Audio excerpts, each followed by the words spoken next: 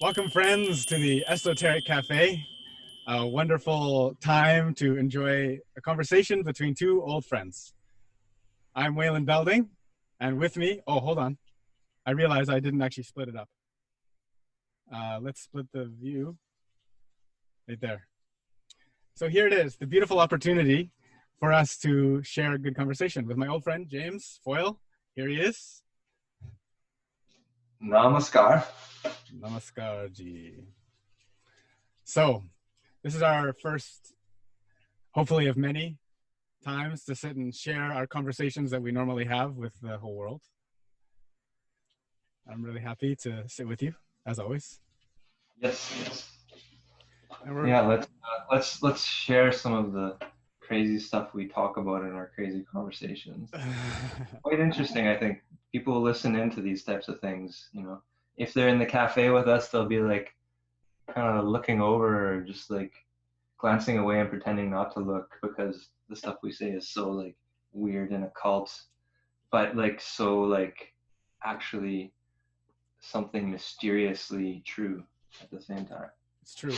And because both of us have spent, a lot of time focusing on this stuff, focusing on yoga and the Vedas and scriptures and spiritual practice, physical practice, meditation. So this is the stuff that since the beginning of time has resonated with all the people, and huge masses of people have been gathered for thousands of years following this stuff. Yeah. I mean, to give a sense about myself here, you being a amazing yoga teacher for so long, studying all this stuff, you went on the kind of yoga practice path, and I've been more on the intellectual side of it, studying a lot of astrology specifically, and then linking it to the many disciplines of Vedic science. And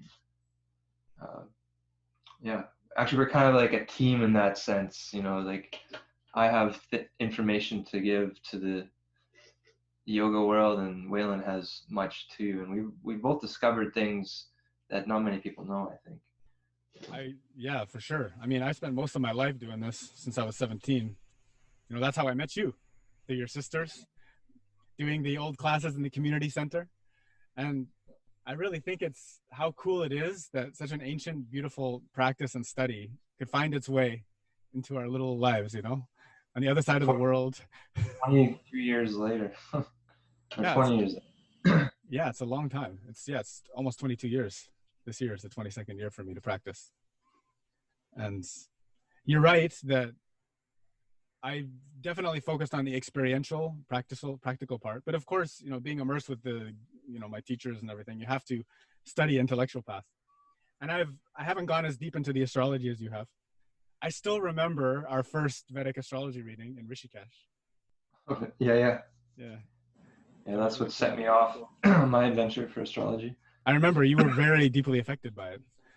And yeah. And so here we are. Yeah, and I've even went back to that same guy several times, that same astrologer. Quite interesting guy, really. Like, he comes from I think he quotes it as like 30 generations of Vedic astrology dating back to like at least 600 years, his family. So his family, has been practicing, and actually me revisiting him later on and like asking him questions, finding out that there's like all these like secrets, that they keep in these traditions, and nobody knows about it, and then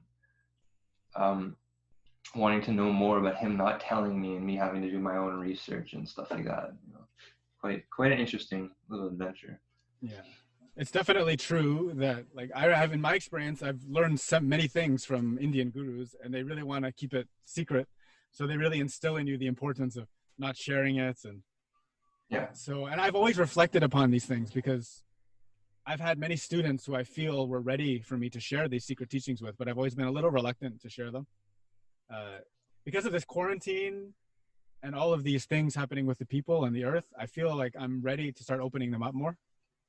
So I'm slowly starting to introduce the seeds of it in my classes. But there's like two sides of me about this. One side says it's like kind of a marketing strategy to keep it so they have the monopoly on the information or on the techniques or on the. That's a factor for sure. That's a factor. Yeah, Look right. at the many manipulations that gurus have used with their initiations, right? Yeah. But on the other side, it's also a way to preserve the sacredness of it and to only share these teachings with the ones who are most, ready to receive them and also able to do something with it. Yep.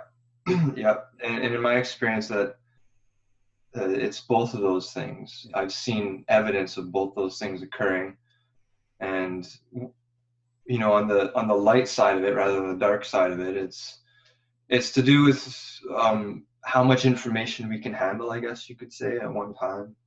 Like, just like any straightforward, step towards information, like you don't learn the more advanced stuff until your mind is ready. Otherwise, it's trying to push like too much information through like a small hole, right? And that's stressful on the nervous system and our processing of reality. So yeah, well, it's kind of like nothing to be scared of as far as the information. I feel it's nothing to be scared of. It's just like, you got to learn your ABCs right. before you go. It's like putting a kid in the driver's seat and saying drive the car without getting a license or no training, right? Yeah, a little bit dangerous. Yeah, it can be dangerous. That's a practical metaphor. And also, yeah, I really return back to the fact that some people, they can be given a piece of beautiful gold, treasure, and then because they're not ready or they haven't gone through the ordeal, they don't respect it properly. Yeah. So it's a good thing. And then also, again, the corruption seeps in, as it does with all human endeavors. Yeah. There's a certain amount of power that, like, if you become an advanced yogi, that you have, and that power shouldn't be abused. And if it is abused, it's a pretty big karmic consequence for the world, let alone that person. It's true. It's true. I mean, we've seen, how many gurus have we seen who have fallen prey to, controversy and gone down the dark path? Yeah. And the other thing too is, like, some of them don't even realize or see themselves as doing anything wrong with their power and stuff. And I think that says something about misinterpretation of these scriptures and why you need to learn the ABCs first. Right. Yeah. Learn the alphabet. A lot of, I mean, in my own studies, I've seen so much misinterpretation, especially of Vedic scripture, and people who feel strongly that they really understand Sanskrit, but like are missing things like astrology, for instance, which all the Vedas are written in the language of astrology. As abstract as that may sound, that's kind of a truth. And that's why, in the early traditions, like of yoga, you have Jyotish or astrology as a part of like an essential training. It's one of the it's the fifth limb of the Vedanga. Yeah, right? We need to learn our etymology, the roots of the words. We need to learn our phrasings and our rhythms to understand the mantras and how they're to be chanted. We have to know our Jyotish, at least a basic amount. And this is also why astrologers were always within reach of every yogi or every king or every person who was doing something along these lines. Yes, many of the old stories, and for sure in India, astrologers were the rishis almost. All the rishis kind of seem to be an astrologer in some way or another. Just my take on it, but that's how it looks. At least the Maharishis, they were very much connected to astrology. And yeah, I noticed that, especially as I'm doing my narration of the Adi Purana, the Brahma Purana, and I'm going through it all, and I'm like, oh my gosh, there's so many deep parts of the planets and the alignments, and when they're talking about their kids and everything, it's like the moons. It's just wild how deep it goes. Yeah, and it's funny because almost all those stories are kind of mythical if you look at the fact that almost every single number that's given in the Vedic scriptures is actually an astronomical quantity of some kind. Mm-hmm. Like here's a big secret to reveal, but it's not really a secret if you actually realize that people just don't understand astronomy. Is like the 48 or 49 or 50 letters of the Sanskrit alphabet actually have to do with the the inclination of the Earth's orbit, you know, and it's basically over like hundreds of thousands of years, it kind of varies between this kind of 22.5 degrees and 24.5 degrees. And, you know, according to the traditions, about the time of at the peak of like Vedic civilization, it was at 24.5 degrees.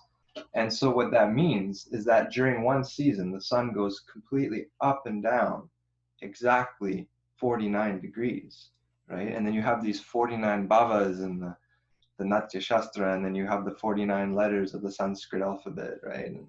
And all this stuff. And this has to do with the movement of the sun up and down, the same way prana and energy goes up and down the spine. And literally, like, there's something called the Malani, which has the 49 letters going down and up based on breathing techniques. Yeah.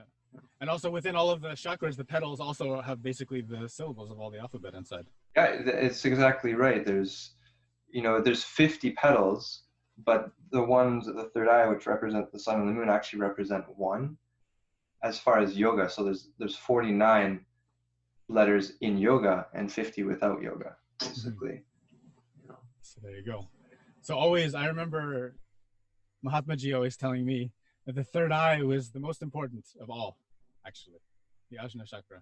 He said, with that one, you could open and unlock the entire internal universe. And in the same way, the internal universe is reflected on the external, right? This is the fractal of existence, always playing its music for us. It's so beautiful, right? Yeah. And it's so cool how it's all mapped out for us and it's all written. They gave us, you know, these Brahmins and everybody that were chanting all these ancient scriptures in order to preserve the ancient knowledge. They gave us some valuable things, you know. They really did. And it's amazing how, even despite the gap of time, you can see how much things are degrading over time in our own life, right? How it's been able to be somewhat preserved over such a huge, vast quantity of time. It's mad props to the traditions. And that's when we were talking about your astrologer friend who's got the 600-year-old family. That's something, I live in Japan now. This is my Japanese countryside backyard.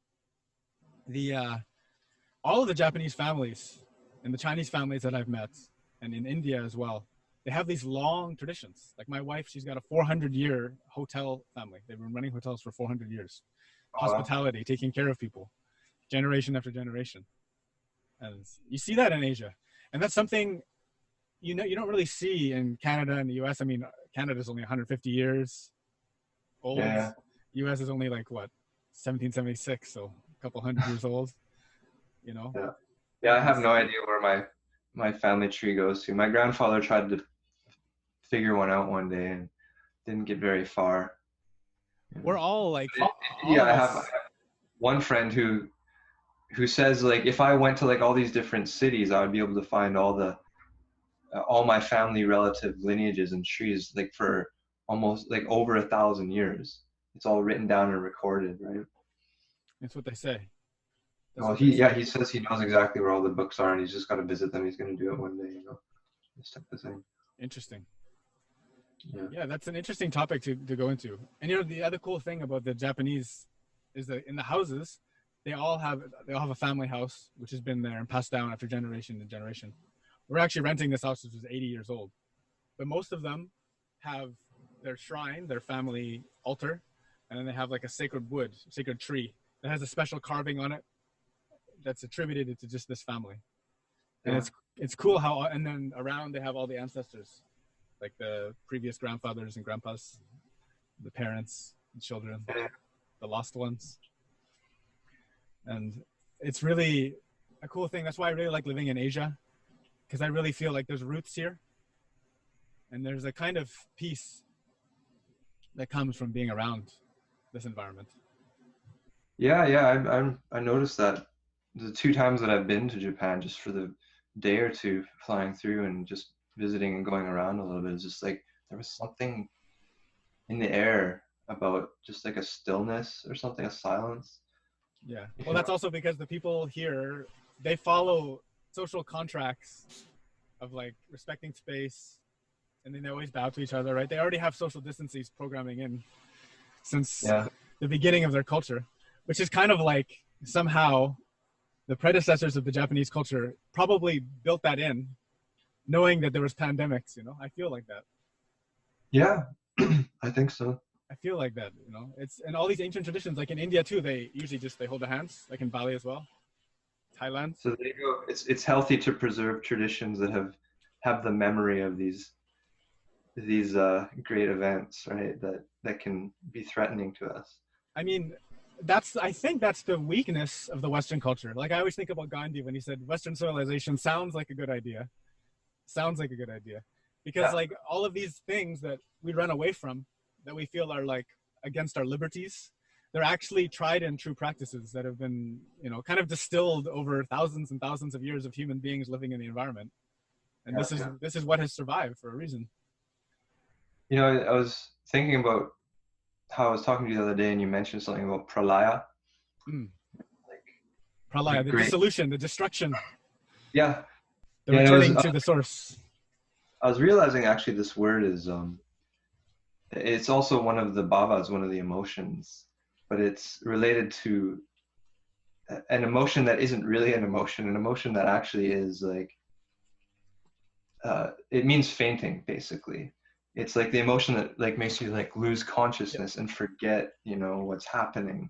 So you can see its relationship to like a great cataclysmic event that perhaps could chop off our connection with ancient civilization, right? Imagine waters rising and erasing everything.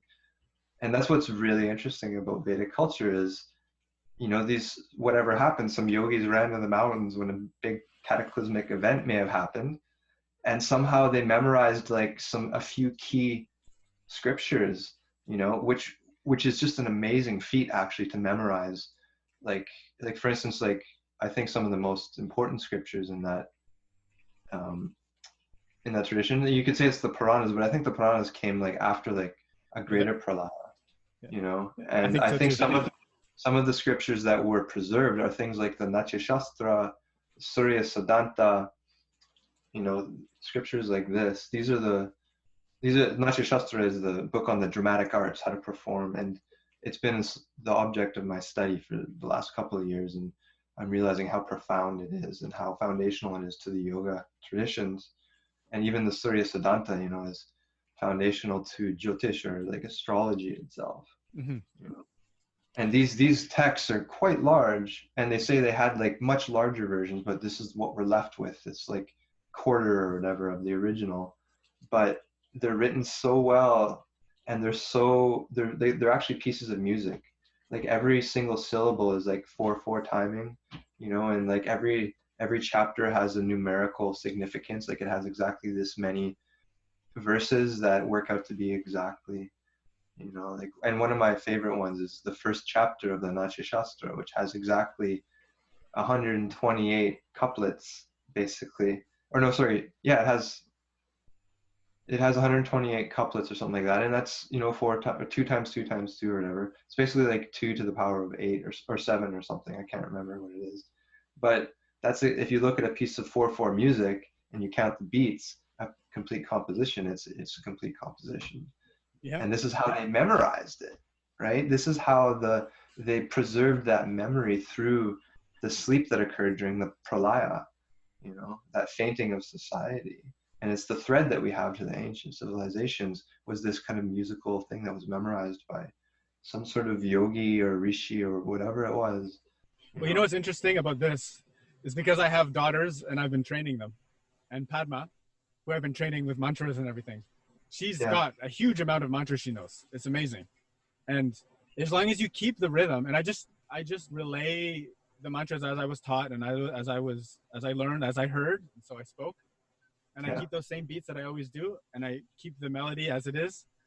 And she's amazing. She can, within 2 days, she can learn the mantra. So I'm constantly having to add a new mantra and a new mantra on and a new mantra on. And I'm just like adding more. I've been adding Bhakti hymns and Shanti mantras, and I'm starting to add more and more and more on. And she's actually like forcing me to get more on top of my study, because she's able to retain and then keep it. And then she doesn't know the meaning yet. She doesn't understand the essence of what's being spoken. I've only relayed some of the meanings to her as she's been maturing.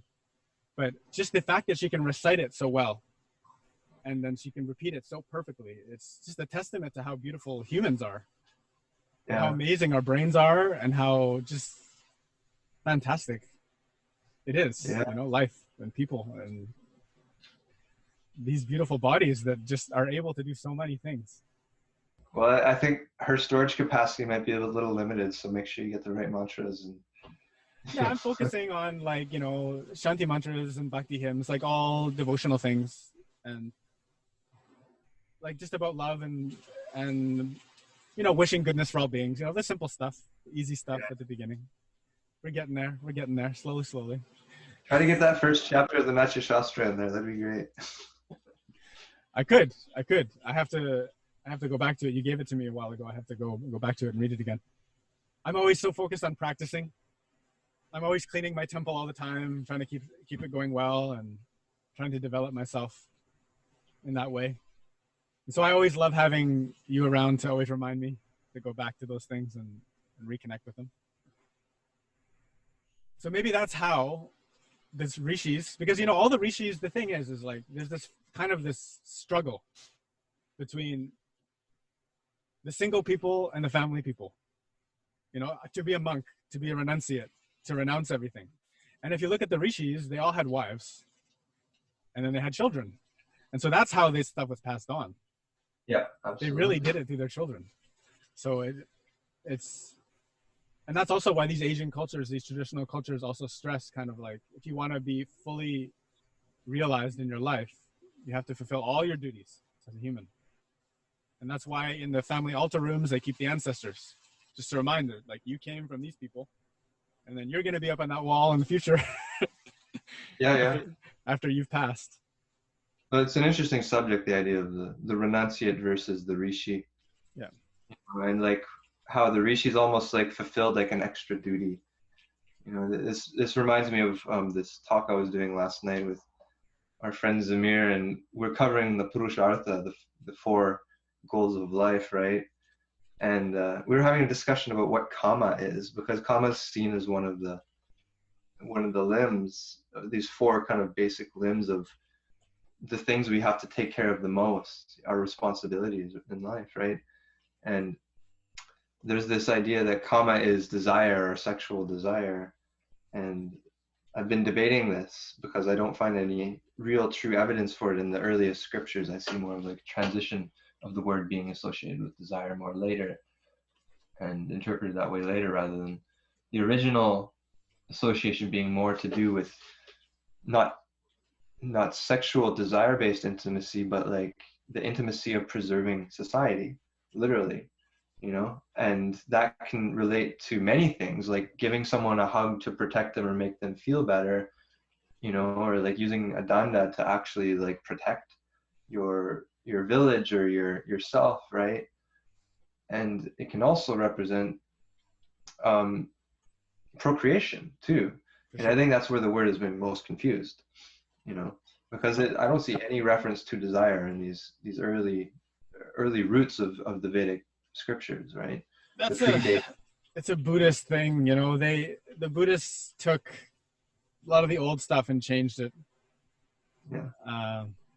But it is a limb, right? It is a limb. Kama is the limb of, and this is what I was trying to point to, is the rishis, you know, definitely were into the procreation. Of course, so important. Even Buddha had children, you know. So like, I didn't even know that. Well, he had children. Apparently, the story goes that after he left his family, and then he went out and became a Buddha. Some generations later, he went back to his wife, and then his wife also became an arhat, and then he taught his children as well. They say the same about Jesus too, right? I don't know about the Jesus thing. You know, the Indians in Kashmir say that there's a mountain there named after Mother Mary, because he came through Kashmir, and then Mary died. Not his mother, his wife. Sorry, Mary. She died along the way, and he buried her on this mountain, which they called Mary ever after. And it's just strange, you know. Who knows what's real? Mary ever after. Yeah. And now Kashmir is a heavily warred upon area. Yeah. that's where the origin of most of these tantrikas Well, tantric information came from. that's where I think a lot of the conflict started between the different traditions too, right? Yeah. Disagreements and stuff. Well, that's A lot also of I believe a lot of what we see of Shaiva Tantrism is rebellion against other ideas and misinterpretations, and trying to put back together the pieces, but perhaps not doing it totally correctly, which is evident by what has happened with Tantra and the teachers these days, you know. Well, this is one of the things that, you know, I remember I was taught very young, is that you should always be wary of Tantra, because it was actually, they were genocided a long time ago. So anything that remains is very like a trickle, and it's kind of broken. So if you receive these teachings, the tantric teachings, you should take them with care, especially those northern Shaivite teachings. Yeah. There's a lot of weird stuff, like Abhinav Gupta, right? He's like the rock star of Tantra from the Middle Ages, and he he had some weird stuff that he didn't get from Vedic scripture at all, really, and he had a total reinterpretation of these old scriptures. Like, I think one of his biggest mistakes is something that he's one of the well-known people for too, is he made an interpretation, a commentary about the Natya Shastra, and he was saying that there's it's not a spirit, there's no, he was basically downplaying its importance, I feel, a lot, and I think he lacked a huge knowledge on astronomy and astrology that is completely necessary to get to the depths of the meaning of it and see it in its fullness. And so he did weird things, like he had these, like, he was the guy who basically probably influenced most of like the modern secret societies on like initiation and secrets and stuff. He was saying you can't tell your secrets to anybody because you're going to get killed. And this, again, is probably because of Muslim invasions and stuff, and they may have had to do that and protect themselves, you know. But at the same time, he had weird things, like part of the initiations was to like mimic a piece of human flesh, you know, but like having red rice covered with yellow ginger, and that like you had to eat it, you know, in order to like go through the initiation, which I don't feel has a place at all in actual, true, authentic Vedic scripture. And you know, obviously, like, yeah, we need to get over our fears about, you know, our reactions to disgusting things. That's epic, you know, but I don't feel that that's, I think every one of us is able to do that without mimicking horrific things, you know, mimicking violence. Just a terrible idea. Well, you know, Indian society has the Agori Babas, the Agoris. And, you know, all of the sadhus and stuff, those things are there. They don't kill them. They don't get rid of them. They're scared of them, but they keep them there. A part of me has always felt that these extreme practices are there for the real deviants of society, the people who are really messed up. For example, I always bring up the point that there are people like who have pedophilia. They really are sexually attracted to children. And if they have a good heart and they don't want to enact these things, the only thing that they can do to stop themselves from doing these horrible things is to mutilate their genitals and, like, you know, do horrific torture practices to try to get their mind out of the darkness that they want to get out of. Yeah. So a part of me values these practices if I look at it in that light. Yeah, I'm not into eating corpses. For me, I will never eat a corpse. I'm not into it. I never looked at this grotesque practice as being related to self-mutilation, but perhaps that's a way to interpret it. Well, they do self-mutilation, like when they take the pole and then they roll their lingam, they roll their penis up in it, and then they twist it. That's self-mutilation. Yeah, I see. Yeah. But the agoric stuff is a bit, you know. Well, they'll do like meditations in the graveyard, and then they'll also pick up corpses that float down the river, and they'll do some stuff with that. And and actually, I can make an interesting point about what I feel is misinterpretation. There's a text called the Kubjika Tantra, or no, Kubjika Upanishad, actually. Right. Many different versions of these scriptures that have kind of the same name, but one called the Kubjaka Upanishad talks about like how you attain the power of a king, basically, and how you can become the king of the world in one night, you know, through a practice of sitting on a dead body in a graveyard and burning a candle made of human nerves, right? The fact is that that is such a metaphor, as dark as it is, and the agoric type practices have taken them as like factual, you know, literal references. But I mean, how hard is it to see, oh, it's a candle made of human nerves that is burning through the night, and when you burn it through the night and you do pranayama exactly as it says, do as much pranayama as possible, right? And an obscene amount. It says like doing like 100,000 like bhastrika, not bhastrika, but crazy breaths, right? And do it in one night while sitting on a dead body in a graveyard. First of all, it's impossible to do that many breaths, so it's telling you to go to an extreme, and then it's using the metaphor of a candle burning made of human nerves. I mean, that's not real. The dead body isn't real. Is that the dead body is a metaphor as well, right? But you see these agories. Literally, that's one of the practices. They find a dead body to sit on, right? This actually happens in India. I know.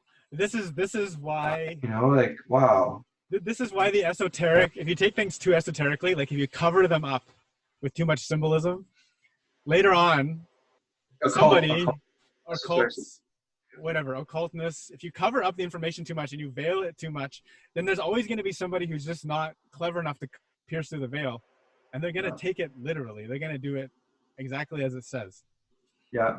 And these scriptures were meant to be presented and understood in that way. They weren't meant for the average person, you know, who is uninitiated. And I think that's actually one of the problems we see with, you know, like modern occult traditions that are, you know, involved in like some pretty crazy stuff according to all the reports out there. And a lot of them have obviously been inspired by some of these ancient Sanskrit manuals and stuff, you know, that Of course. have obviously got it wrong in a very weird way, you know. Ever since the English Empire went into India and was translating these scriptures, you see a huge rise in cults and esoteric practices. Yeah. Yeah, the whole Illuminati thing came out of some complete misinterpretation, probably, of a scripture, you know, and whatever their initiations, their secret initiations have come to be, you know, God forbid any sort of violence, but obviously there's something like that going on, you know. The Temple of Doom. Yeah, Temple of Doom, whatever. All of that stuff. I mean, it's based on things that, you know, people were doing for sure. Yeah, it's weird how Western culture in that way is kind of like we're both from Western culture. It's all about liberty and freedom and these things, but it's almost like a parasite on these old ideas, and it doesn't really understand them properly. Yeah. It doesn't really understand them properly. And this is why we need to definitely respect the roots of human civilization, because Western culture is built on the blood of native people. Those traditions were almost all extinguished a long time ago. Yeah. And so we're running around in a capitalistic nightmare trying to figure out the meaning of life, but everybody's becoming atheists because we're living in such artificial environments that have no connection with nature anymore. And so yeah, it's really sad. Anyway, that's the sad part of the story. The good part, the sad part, yeah, is that people like us are trying to question all this stuff and come towards the powerful light-based origin of it, you know, the fact that there doesn't need to be suffering in order for there to be power and progress, you know, and in the world at all. And in fact, like, this is where the true power comes from and the true happiness comes from. Absolutely. Right? Because all these people are dependent on dark things, you know, usually in these, for sure, in these situations. And, you know, they always say that the billionaires are astrologers. They always follow the astrology things, you know. Yeah, they follow a weird astrology. You know? Yeah, they do follow weird astrology. But it just goes to show that they are using that old knowledge. Absolutely, they are. Everything, the foundation stones of, you know, the U.S., the British, and everything, all these different governments, they're all based on these dates and times of planets and stars and stuff like that. And, Yeah. you So know, that's what. I think there's wisdom in that, but there's not wisdom in the misinterpretation of how to become the powerful person, right? Through like sitting on dead bodies and burning candles made of human, stuff like this. Well, the dead body is your own body because it's going to die. Yeah, absolutely. This is, it's not for children, not a story for children, but it is for sure something we need to face, that Well, that fact I that letting taught go. I taught Padma about death quite young. Yeah, yeah. I told It's her one day she's a gonna die. very healthy perspective about it all because of that, actually. Yeah, she I cried for a few days, but then after there was like a peace in her. She's like, "Papa, I know I'm gonna die," and I said, "Yes, that's right," and and that's why every day is so important, and that's why no matter what you feel inside, you have to appreciate what's here and what's around you. And then she See, really understood this it. is the essence of these teachings, Yes. right? This is, and you can see the power directly in that, Mm-hmm. right? You can see the power that comes from the detachment, not detachment, but being unattached to life itself, to the body itself, and for sure that's going to have a very healthy psychological imprint because it's not traumatizing. You're there to help her through it and explain and talk about it, right? Yeah. Yeah. But number one, this for any occultist out there, like, thinking that something dark has to happen in order for there to be light, this is direct, like reference to these dark scriptures referring to this principle that helps us have light in a way that doesn't require manifestation of darkness. Right. You know, And so just the it's just night like becomes the day. yes, yes, yes. Yeah. Yeah. That's why it's important to have a good schedule with the daylight. Yeah, I'm trying my best. I'm still adapting to Well, a part of being, me feels like you go so deep into astrology, like in ancient times, you would have been the guy that was staying up all night looking at the stars, of course. probably mapping them out, you know? Yeah, I'll show you. I actually do that too. I have something called a yantra, Yeah. a Jyotish yantra for calculating positions of stars. Oh, nice. Cool. And you're supposed to use it at night because all the stars are there and you can tell the time and the positions of the planets and stuff like that. Nice. It's a cool toy. I'm gonna start manufacturing them for the first time ever in modern society, making the capacity to cast an astrology chart without a computer available to people. Yeah, that would be good, eh? That'd be Yeah, very and good. there's not actually any evidence of it actually happening in early culture. Like people could, yeah, use these types of similar instruments to tell the time and know the position of the sun at any day of the year, and stuff like this. But they were never able to cast a chart completely with one of these. But I think I found a way to be able to do that. It's gonna be kind of cool. Hopefully, Interesting. hopefully I'll be able to get that done this year if the coronavirus doesn't kill us all or something. Well, it looks like things are starting to open up around. Yeah.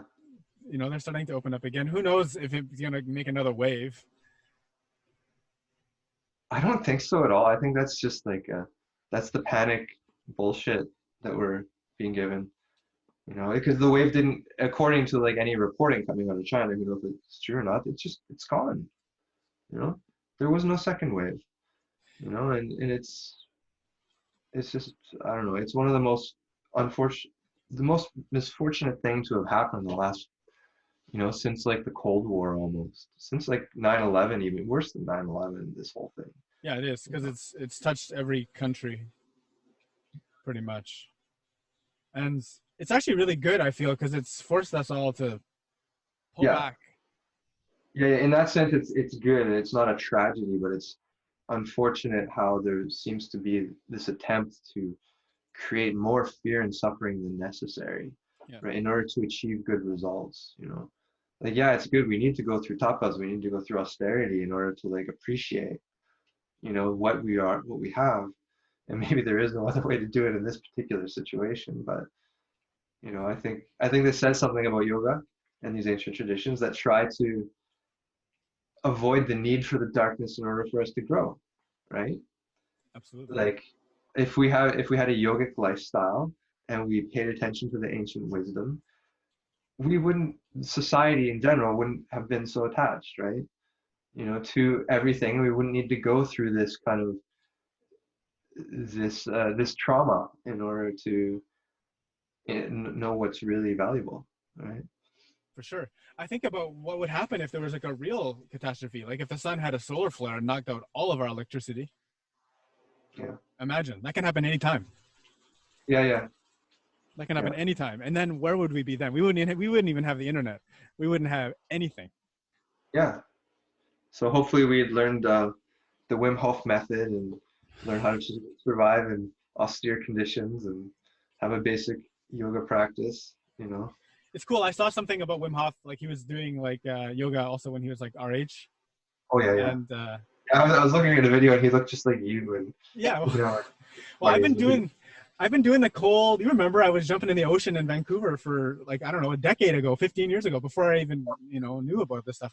I knew automatically because I saw Lord Shiva, pictures of Lord Shiva sitting on top of the mountain naked, and there's snow around him. And I'm like, yeah.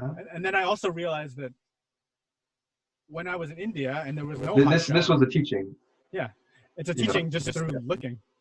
And then also when I was Yeah. in India and there's no hot water anywhere, you got to douse yourself with cold buckets. You remember that? Yeah. And then, but I realized that even though I hated it, I hated doing it, but I realized that, wow, my body actually feels really good after when I do it. So then I just naturally started doing these practices all the time. And then I was so happy that Wim Hof came out because I was teaching this for so long and I felt like people always laughing at me all the time. I was like, you just have a cold shower every day. It's hard in Japan here too because they're really stuck in air-conditioned environments a lot, the new people, especially in like the cities and stuff. And they're really heated toilets. Everything is warm and convenience stores everywhere. And so it's good to have the science that he provides because he uses the religion of the modern day, the science, to verify the stuff that the yogis have known since the beginning of time. Yeah, I think that's actually a part of the new discussions in yoga that needs to take place. Is there's not much recognition about how tapa is actually, as much as it's associated with austerity, it's actually means heat, and in the early tantras, and I learned this through Chris Tompkins and his research, but he was saying like the earliest reference to yogis and what it means to be a yogi is like they use a word that specifically refers to tapas in the sense that this is the person who generates heat, right? Tapasvin, yes. Yeah, and that is one of the essential goals of the yogi is to be able to do that, is to be able to do. And I think this this forces a reinterpretation of some of the yoga teachings and like things like for me, I think something like putting the ashes all over the body, the basman, right? The same word that's used for ashes is used for water, and the ashes represent kind of the austerity and burning away impurities. But in South India, for instance, there is no cold water, right? So what is their austerity? And I think their austerity is represented through yoga postures and holding breath, and facing the edge of the fear and the resistance to the breath holds and stuff like that. So they had the same word for like what was probably used as like the cold breath or the cold bath of in the Ganga and the glaciers, right? Versus South India, the cold bath, which has the same name, the basman, for the ashes and the cold water, So it's just a theory. I don't really see too much evidence, but it makes sense. Yep. Especially the fact that one of the most overlooked things about the tapas in yoga is heat generation, is to be able to, be independent of the outer conditions in order to find that light or that heat within, basically, And this is also the strange thing about phenomenons in the modern world, like hot yoga and things like this. It's going the opposite. Like For me, I remember taking retreats in Mongolia and going up to the Himalayas and stuff and practicing out where it was like so cold. And then, However, Wim Hof did his stuff in the desert too and of proved course, it's body okay can to do go. it in the heat. It's okay to do it in the heat. But what I mean is the artificial generation of heat. Yeah, yeah. Like, for example, even in Thailand, where it's already super hot, somehow hot yoga is popular. I don't understand how it's possible. Like, just go outside and do it. Or It's like, only for yeah, it's that only live in for areas. rich people. Yeah. Just open the window. I mean, in like Singapore and stuff, it's like so hot. So yes, it's a great austerity to practice in the heat. Just open the window and practice. They're right on the equator there in Singapore and Malaysia. And when I taught there for a while, and it was so hot. They were like, "Oh, let's use the AC." I'm like, "No, let's not use the AC. Let's just open the window, and I'll put on a fan to circulate the air a little, and we'll just go through it." And this is the real hot yoga. You don't need to turn on the hot floor. You don't need to turn on the hot anything. Yeah. Yeah. This is the elements, right? To embrace the elements, to embrace the environments that we're in. So for all the Canadians, like where you are, you really have to get into the cold practice a lot. You got to do it in a healthy way because Wim Of Hof course. has lots of teachings about how there's very unhealthy ways to do it too. Of course. Start with simple walks outside, not wearing very much. Short walks, you know. Start simple. Yeah. Start simple. I remember when I used to live in Vancouver, only living small, wearing small things. But yeah, that's the elemental part of everything. It's so important to integrate these elements into our life. Because if we don't, then we're fighting the nature. And if we're fighting the nature, then the nature is just going to create a virus that's going to kill us. Yeah. Yeah, that's one of the problems right now with being in quarantine for so long is like as soon as we get out of quarantine, our immunity will have been weakened, you know, because we haven't been exposed to anything, and it's a little bit, it's going to be a little bit weird, you know. It's interesting too because a lot of the scientists say that if you're outside, the transmission is much less. And then actually, it's already been proven that we should have wind, you know, through the studies in tuberculosis and stuff. They found that if there's no wind in a hospital, then the cases go down of recovery. So No, the it's other way good to around. have wind. If there's no wind, if there is wind, then the cases go down. If there's no wind, then cases go up. Yeah. And well, it's common sense, I think, you know. There's a lot of common sense though. Is it common sense? How many people are living in air-conditioned palaces right now? And how many people are just listening to the news rather than thinking about things? Yeah, that's true. So it's common sense, but there's not, common sense isn't so common. That's not so common though. Uncommon. These days. Really. These days is uncommon, yeah. So yeah, I think there's a lot of common sense things to really think about for a lot of people in the world right now about what is actually happening, you know, and what the news isn't actually telling you, you know, and versus what it is. I think we have a lot more, a lot of the news is accusing us of not knowing things and like spreading fake news, but I think we need to trust ourselves more. And that if we allow ourselves to try to find the answer and tap into our common sense, we'll deal with this. I guarantee you we'll deal with this way better than any government can ever help us with, right? Absolutely. We just need to be informed about what's going on, and then people will adapt, you know. Yeah. Information, it's just truth is all we need. We don't need force, we don't need government, in my opinion. And I'm willing to, you know, fight for that opinion. You've become an anarchist, James. Something like this. Yeah, well, yeah, it's true. All of us, because we're alive in these wonderful human bodies that are equipped with amazing technologies, way beyond what we have. And we're trying to make intelligence that we have. We're trying to make a robot that can do already what we can do. It's so funny. Yeah. They're like, we're trying to duplicate what we already have in abundance already. And so I really do believe that the wisdom is inside of everybody. And even if you don't have the words and you haven't done the study, there's an inherent gut feeling, which is where our brain really is, in our belly, in our gut. That's where most of our most important brain cells are, I think. That feeling can remove so many obstacles if we just trust that. But because there's so much noise coming in, it's so easy to get distracted by the head. Yeah. Yeah. Yes, indeed. Yes. Anyway, hopefully this ends sooner than later, and We don't have to think about, vaccination and all that crap anymore. I think everybody's. Where I am in Japan, the deaths are so low compared to the population density. Yeah, I know. I was looking at the stats. The cases are quite low. And even in my province where I'm living right now, here, Kumamoto province, there's 0 deaths from this. There's some cases, but there's no deaths. And the amount of old people around there's a lot of old people around. And people are out all the time. And this country was the second country to get this. We're right beside China. We have tons of Chinese people. You guys have been exposed longer than anybody. I mean, that's part of the stats that we never talked about.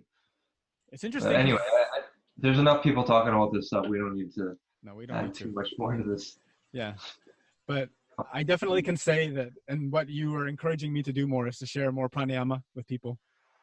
Yeah. When this whole thing broke. And I've been doing all my classes now. I'm doing online classes every day. I'm doing pranayama a lot for all the students.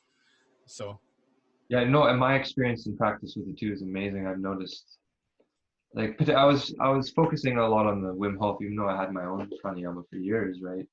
And really respecting and understanding his process and how it reboots the immune system. Like literally, I can feel it. Like I've had times where I've had like a sore throat, that I know statistically, as far as having a sore throat, it would have lasted for like, a day or two or something like that. But literally instantly after like 2 rounds of this Wim Hof technique specifically, wow, it's gone. And how you can feel like acidity in your body when you have too much sugar and stuff. I literally can change that with like in 5 minutes doing these breaths. It's 100% that these things alter you in a very positive way, kickstart the immune system, regulate the acidity, and clear your mind, clear your emotions. It's fundamental. Imagine not eating the sugar and doing it. Wow, puts you ahead. Yeah, puts you ahead. You don't have to go into the darkness to need the light. For sure. You just go from light to bright. Yeah, exactly. And that's one of the big lessons of this time, is that we have to take care of our health. We have to get out there and practice, do your physical exercise, do your breathing practices, have a healthy diet, control your weight. The ancient wisdom. Which is thousands of years ago. But that's why I love the system of yoga, and that's why I've been in love with it for over 20 years, is because it's complete. It has all those things in it, Yeah, it is. Yeah. Totally. Shows you a lot about the different cultures. Like if you look at the health statistics of the cultures with like, very old traditional roots, who are still practicing those and still like adhering to their ancestors a little bit, right? Connected with them. And then you look at Western culture, which is like the new idea according to Gandhi, right? So it could be a good idea, right? This type of thing. This health is terrible. The life expectancy, the mental clarity is just totally buggered. A lot of people say it's a conspiracy to like control our minds, but actually it's just like, one way of looking at it is just not being connected to wisdom traditions that have actually found out what's good and what isn't. It's true. Western doctors have failed me, in my own search for healing and stuff like that. And then I go see, some Chinese Bali-based guy, and he heals me in one day, this type of thing. It's crazy. Yeah. Tried and true is always reliable, We have to remember that. It's just because I think that we just have so much technology, and the technology is so immediately gratifying for us that we tend to discount the old things because they're not as gratifying immediately. I pray that we start respecting those old things and practicing them more, because technology is really getting the upper hand here. It is, yeah, it's true. And it's not even that they should be fighting. They can work together fine, like we're doing now. Absolutely, yeah, but the upper hand, one's higher than the other in technology. Of course. People worship iPhones, Absolutely. I mean, how much time are we spending in front of screens now?